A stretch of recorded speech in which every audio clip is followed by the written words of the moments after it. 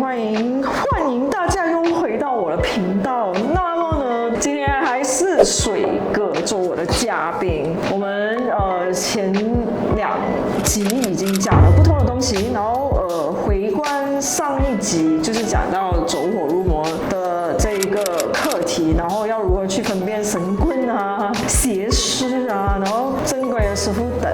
其实我呢，就是这一集继续邀请水哥回来，主要原因是因为我觉得他还有很多故事需要分享，然后我肯定是不会错过这样好的一个机会。然后上一集我拍摄完过后呢，我其实有蛮大的感触，因为我总觉得有这个能力的人，他们都会可能在某种程度上会用自己的私欲去做一些东西。可是我比较好彩，主要原因是因为我家人跟我都是基督徒，然后我又去了英国住这么多年，所以其实在我的日常生活里面呢，我并没有好像我自己是学跟马来务实这些学法课这一方面的，我其实好像走随意啊，或者是各种各样不好生活遇到瓶颈的时候，或者是逆境的时候，我很少会用自己的能力，所谓的这个天生的能力去做一些东西。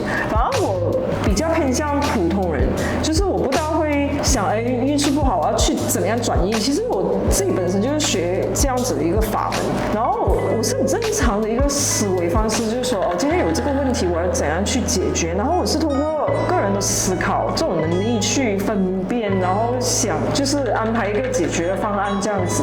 还有就是普通日子里面我选择性，我觉得最大的一个点就是我蛮自豪的，就是当初我有一段时间还很火爆，然后我毅然决然的回去英国8个月，没有回来马来西亚去做我朝九晚五的 IT 工作，去那边过我就是再普通不过的一个打工仔的生活。然后其实那段时间有很多人都告诉我，你这样子这样红了，就是你突然间回去英国，等你再回来的时候，你不会再有人认识你，或者是人家都忘记你了，因为毕竟网红这种东西都是红一段日子，有一个寿命。然后我就说其实我一开始做这个视频的时候，我只是抱着一个好奇的心，还有学习的心，最主要是帮我已故的父亲好像祭点阴德跟功德，让他去更好的地方，其余的都对我来说算是 bonus， 就是一个没有意想不到的东西。然后那段时间我就回去英国过，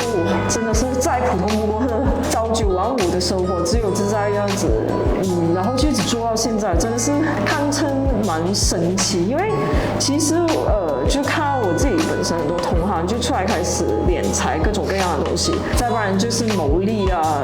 其实我那时候的知名度啊，我觉得我要牟利真的是很容易，我根本不需要回去英国那边做我这个所谓 nobody。但这个是我的成长过程里面我一直选择做的东西，然后是我觉得蛮自豪，因为我会，但是我选择性不要用这些所谓的法律，我只是想要靠食路嘛，靠自己就好了。就是我觉得什么自己定自己的命运这个。可是我知道你今天回来就是要跟大家分享，你到底是如何从一个就是普通的打工仔，然后得到所谓的这个很强大的能力以后，开始走偏，又到你就是觉悟的时候，发觉自己错在哪里，然后回归正道这个经历。我觉得你们大家要听水哥讲，因为我毕竟没有这个走歪的路径，我好像每一次想要做坏事的时候，我的心不让我，就很奇怪。好，大家下午好。所以有时候我觉得 Alicia 请我上来都是一个反面的教材，我觉得反向的教材，说你不要学他这样子，这个是坏学生来的。对，我就是好像我们两个好像对立，就是我是那个好学生。所以我觉得我自己很笨哦，当初有这样的能力的时候没有去敛财啊，对，又走歪哦，又歪了，又赚不到钱的那个。你走歪的时候不是为了敛财吗？不是啊，没有收费的，敛什么财？我一分钱一分一毫都没有收。这你得到的是什么？满足感啊，当时然后纠正一下你就说觉悟，我不敢用觉悟这个词是真的是一个很大智慧，很大智慧的佛陀才觉悟，我这些不是觉悟，我是反省，应该用反省。对，我反省我自己了。这样我来分享一下我的整个心路历程啊，因为我从小都是一些灵异体质，然后灵力会比较 strong。像我是直到我2016年接触禅修的那一环开始啦。为什么我会去接触禅修？禅修是因为当年我爸爸生病，不是去帮他，但我要照顾他，我压力很大。然后同时那一年我太太又怀孕，对，你上集有讲过。对，所以在这一段这样的时间啊，我不能够释怀我的那个压力啊，我甚至可以坐着吃东西的时候，我自己吃着那一碗面啊，我会流泪。啊？是啊，那碗面我都那个叫抑郁症了吧？差不多接近是抑郁症。那因为你要照顾人，你又不能够放下自己去看医生，承认自己有病，所以那时候就机缘巧合就接触到这个所谓的禅修，然后我就开始去。你是去Vipassana吗？Vipassana，然后我就开始去禅修，然后静下来。那我很短的时间啊，我就能够去到一些状态是很短，是几短？大概1-2个月吧，我觉得几个星期都已经有 effect 了。但去到那一种是那个禅师和我说，其实有些人真的是做一辈子也未必有这样的那种体悟啊，那种清安啊、喜乐的感觉。为什么会这样？因为可能我的人一开始是比较单纯吧。那些不可能经历一辈子，是因为他们体质问题吗？我觉得心啊，心的那个心，因为我也不是一种很好高骛远的人，然后又没有很注重那一种物质享受的人啊，所以我就是随随便便一餐我都可以吃，好吃我就一餐，不好吃也是一餐，那种类似好像出家人的一种状态。即使我没有出家，我没有学法，我都已经是这样的性格，所以我可能当时就是因为这一颗心让我很容易定下来，那时我就定下来了。然后突然有一次的禅修的当儿啊，我经历很神奇的东西，是我整个人失去整个外在啊，那个感觉完全没有手没有脚，我的只剩下意识而已，完全感受不到，而且那种感觉是很舒服的。你是觉得你离开你身体了吗？我没有离开，我还在那边，但是却失去了身上所有的感官，只剩下乐受，就是很欢乐的那种感觉。而这种乐受是在这个世界上我是没有体验过的那种快感。我明白你的意思，我是短暂有体验过，对。所以我就在那个 level 逗留了一段时间的时候，我开始脱离了我的那个感官五官啊，就是说我的耳朵，我好像开始不再用耳朵去听，但是我却听到声音，而且那个声音是很远的声音。哦，对，我也是有同样的。然后我可以看到一些画面是很远的画面，所以有时人他们说，哦，原来禅修有这种神通，但是我这个不是神通，这个只是因为我离开了我的那个感官，然后我得来的一些东西哦。像那时候开始，因为我没有回去Vipassana那边，我自己在家禅定，所以没有导师去指导我，所以我就开始会走偏了。就是其实这样子，我觉得是有导师你也会走偏的。有些东西是你要经历过，你才会反省。对，有输过的人才会戒赌嘛，是吗？应该是说，就是对，你要去撞南墙过后，然后你才会领悟到什么。然后那时候开始，我又觉得我身体很轻盈了，整个身心就很舒服，然后就开始有一些神通的力量了。啊，这么快有神通？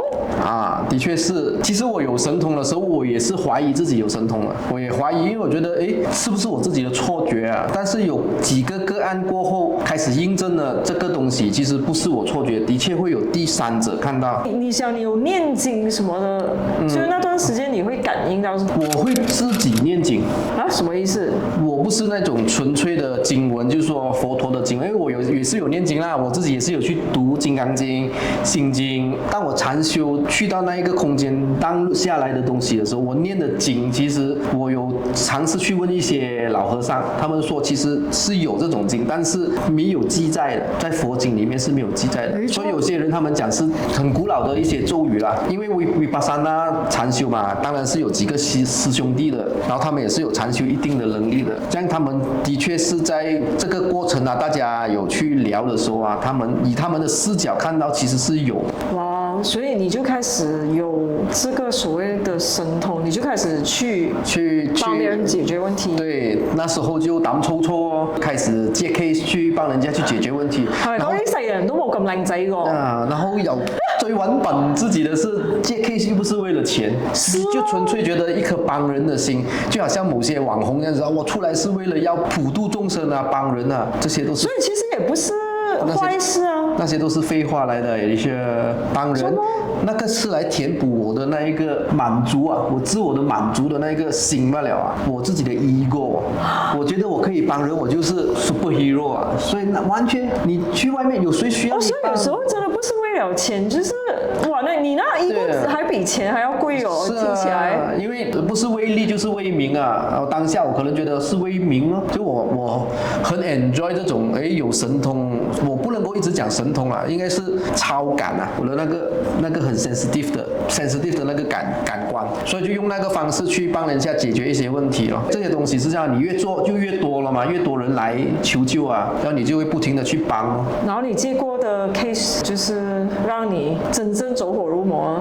让我真正走火入魔的时候，是我入魔了我自己，因为走火入魔的人啊，都有一个迹象在那边的，就是他自己是不知道自己走火入魔。可是你有很多那种师兄，他们也一起走火入魔啊，因为他们也是很好啊。当你一个人啊，可以在没有科技的协助下，你可以做到一些人做不到的东西啊。就好像我讲我一个师兄啊，我一个朋友啦，老人家来了，大我20年，我在另外一个平台有分享过的，他可以坐着扫描对方的身体360度那个，你上期提起的就是他。是，他可以扫描一个人的身体哪里有生病。内脏吗？内脏啊，他看到我的内脏，哇，好奇怪哦。是他看到我叔叔，因为我叔叔是 cancer patient，lung cancer。然后有一次去他家的时候，我没有告诉他我这个叔叔有什么病了，然后他直接用他的超感官去 scan 他的时候，把对方哪一个肺已经是不能够用了，他都可以看得到。看得到，他描述医治的嘛？不能够，他还说很无奈哦。有时候这些东西他可以看到，但是他做不到任何的东西。所以那时候就是因为有一群这样的人，大家都迷嘛，他也无端端可以透视对方的身体，他也觉得非一般哦，非一般的能力哦，超 supernatural 了。但是有时候啊，有些当我们有神通的时候啊，你要知道，在反向的就是有鬼通的一个世界嘛。当你有神通的时候，就有鬼通会来接触你啊。啊，其他道的灵，然后他们有修行，他们有修行。是。其实我觉得除了鬼以外，还有其他道吧，应该有妖啊、精啊、什么魔之类的吧。精我没有看过，鬼我看过，魔有处理过一个个案的魔，那个其实是一个很重大的一个个案来的。我讲回去了，这个个案其实它是在我家发生的，因为我现在搬出来了嘛，我老家是我哥哥，剩下我哥哥一个人嘛，当年啊，剩下我的哥哥一个人，他就有一帮朋友在家那边啊，设置那个神坛去拜神。神坛是那种好像庙这样子哦，在家里的庙哦，是很流行这种，很流行这种。像那时候我就奇怪，因为我有一个什么隐神不方便提了，因为我也处理了啦，因为很敏感的这些话题，但是肯定是不干净的。为什么？因为我们有一个朋友啊，我哥哥的朋友我也是认识的。突然间我收到他的消息，他跳楼身亡，因为为情自杀跳楼。几岁？当年他也不到40岁，30多岁跳楼。哇，好年轻啊！好年轻，然后我也不以为然啊，然后就算了。然后过后有一次，我记得我禅修的时候啊，突然我闪过我舅家的那种画面的时候，我觉得怎么我舅家的画面不一样了的，没有了以前的那一份宁静啊，反而整个图片啊，我看到的画面啊，也不能够说画面，那 information 有时候我们禅修有时候一下子闪过，就好像你突然想到那个人这样子了。我突然想到我那间屋子的时候是血红色的，然后我就奇怪哦，怎么我的屋子会变成血红色？然后我就再去探讨哦，探讨了过后才知道那一个旧家已经变成一个神坛啊，而他们在里面是有跳桶，而且他们是供奉神啊，他们是供奉一些不好的东西啊，就说他们个人经历啊，那种就不是说庙的事，你们没有做庙的也不用来攻击我们啊，不是庙，是那些人走歪了，他们有去供血啊，血什么血？鸡血还是人血？各手那样子地，然后去供奉那一尊神，就是每一天这样子供，所以那里的个案就变成很严重了。他们根本不知道自己在走火入魔的人不知道自己入魔了。